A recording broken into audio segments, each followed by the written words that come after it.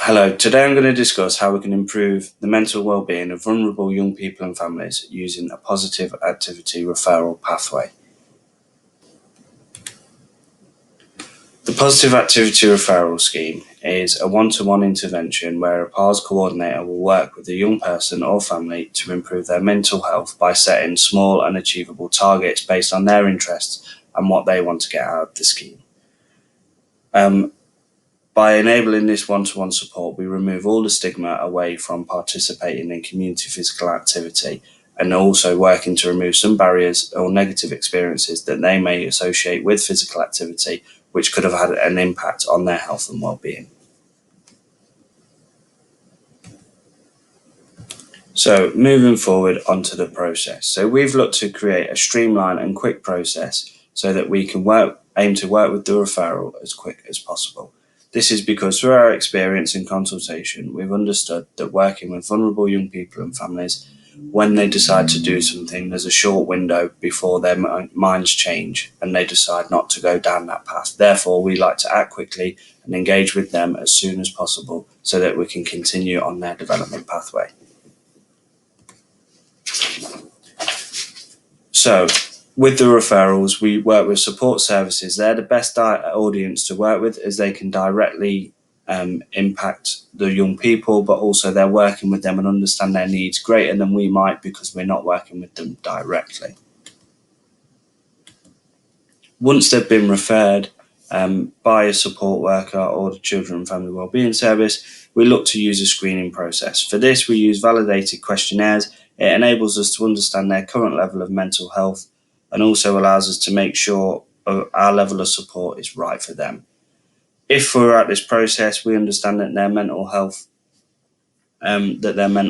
is too low, then we may ask them to go and access other support services. This is because we're not mental health specialists, so they are better getting support from someone that is specialised in that area, and then at a later stage we can review their application again and they can come back to us.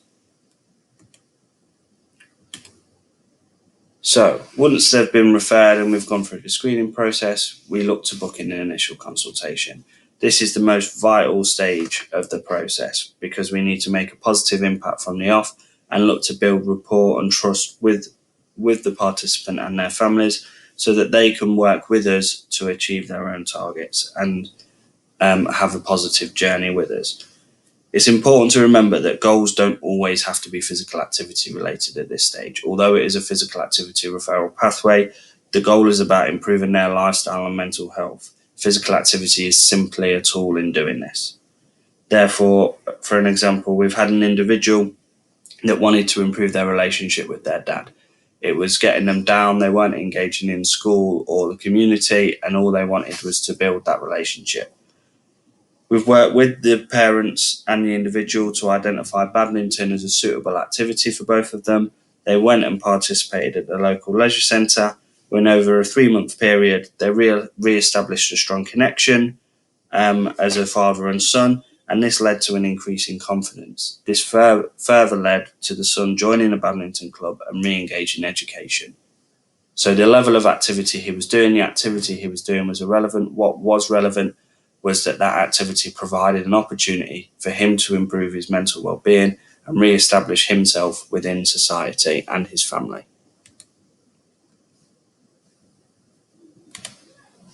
The final stage of the progress is support. So for us, we provide consistent support throughout a 12-week period. We use different support methods to meet their needs. So this could be automated text services, reward charts, phone calls, regular meetings, and just to establish and build that rapport and continue to offer support. We also provide introduction to coaches and instructors and make sure that the instructors and coaches they're working with are suitably qualified and understand the needs of the individual so that they can provide the necessary support and build good rapport with them to make them feel welcomed into what can be quite a daunting environment. The other really important thing with regards to this is although the direct need is with the young person and their needs, it's also important to support the parents. The parents can be under a lot of stress. It can be very difficult for them having to work full time, deal with family life, but also have the additional needs of their child or children. So for us, not only do we work directly with the children, but we offer support to families. This can be just meeting up for a coffee and having a chat, but also providing physical activity opportunities for them to give them some respite.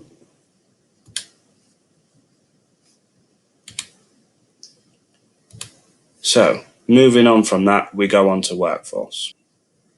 Workforce is the most integral part of this program and the reason why we have been so successful. It all starts from recruitment, so recruiting the right person and the right coordinator. For this, we based it on personality over skill set and knowledge. We can teach skills and knowledge to our staff and volunteers, but having the right personality to be able to connect with vulnerable people, those with disabilities, additional needs, and families where there's a lot of stress in their environment. So for us, we recruited a PARS coordinator that had their needs, was more from a support and inclusive background rather than physical activity, and they're able to really work and connect with our referrals. Further to this, we created an accreditation scheme. It's a 3-tiered process through bronze, silver and gold, where we work with clubs, instructors and physical activity providers, including our leisure centre and staff within that, to upskill them and understand mental health and disabled participants and how we can engage with them a lot better.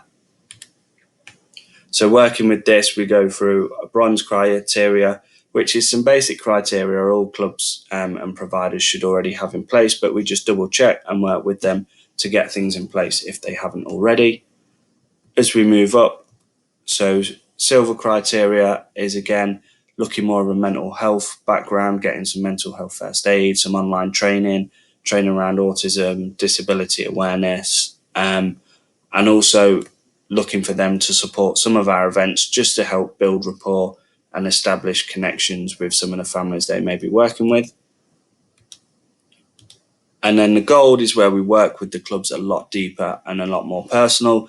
So we look to get some mental health ambassadors, a full mental health first aider.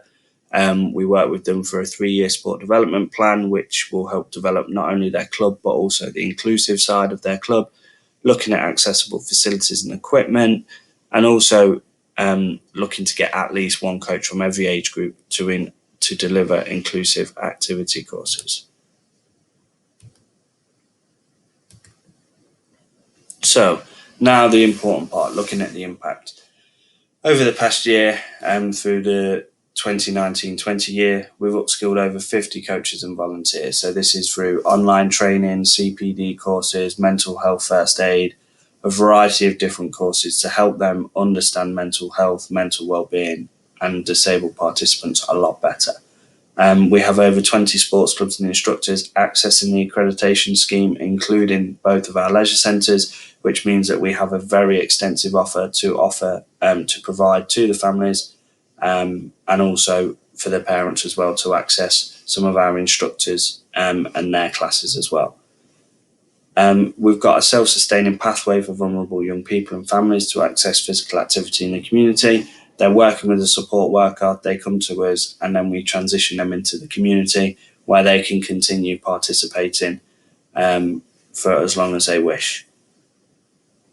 From our pre and post evaluation, we've established that 87% of referrals have improved their mental well-being, 93% have improved their self-efficacy, and we've had over 100 secondary school pupils and 40 families access the scheme during the 2019-20 year. For us, the impact is there, the evidence is there, but this comes down to our ability to engage and have an appropriate workforce to work with these young people. Without that, we wouldn't have had half of the successes that we have. So looking at a couple of case studies, as you can see, we've got parents saying that they give the confidence and self-belief to leave the house. There was a particular young person who was severely autistic. He struggled to engage and interact with people. He couldn't sit still. He wouldn't really talk to anyone. He wouldn't engage in anything that was different to his normal lifestyle. He's very set in routine and wouldn't really explore anything out of that. within one consultation and a couple of meetings, we'd managed to break down a few barriers. He was talking freely, looking to engage a lot more services, and also looking to engage and build friendships with people within the clubs he was working in. So that was a real big impact for us, and shown how much this program can actually improve the well-being. But for us, it wasn't just the well-being of the young person, it was the impact that it had on the mother. She was very stressed, under a lot of strain with her work, balancing other children, trying to make sure she gave everyone an equal amount of time and appreciation. And for her, this took some stress away, and she's got one of the best relationships she's had with her son since she can remember. And then the final one is a participant that was within a school, gender confused individual that just felt they didn't fit in society. We put on a group class within the school where we targeted young females that just felt a little bit out of the social circle, weren't really engaging socially and in education. We created a fun environment where they had a lot of freedom to do their own activities and express themselves. And this has led to this particular individual understanding their gender a lot more, feeling accepted in society, and feeling confident enough to express themselves without judgment or bias. And it's led to her building a lot more friendships where she now socialises both in and outside of education. And she's a lot happier in the household as well. So that's had a massive impact on her. If you want to find out more about PARS or how we could run PARS in your area, or just to see a more detailed presentation on kind of the processes and things we've took, please contact us using the contact details available. Thank you very much.